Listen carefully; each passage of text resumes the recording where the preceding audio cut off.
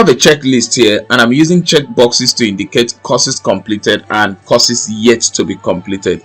The amazing thing here is that I can also see at a glance my pending courses. So as I continue to take more courses, it's already telling me the courses I have pending. So I'm going to show you how to do this.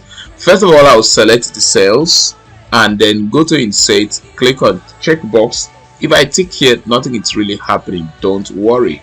I'll select the cells again, go to data validation. From data validation, I'm going to use custom cell values. So I'm using yes for my ticked and I'm using no for my unticked. I'll click save. Here I'm going to use a filter function. I'll pick my first range and then I'll just go ahead to define my condition. So if this is equals to no, if that's, and you will see what I have here. So as I tick no, you will see exactly what I have, and that's how it is.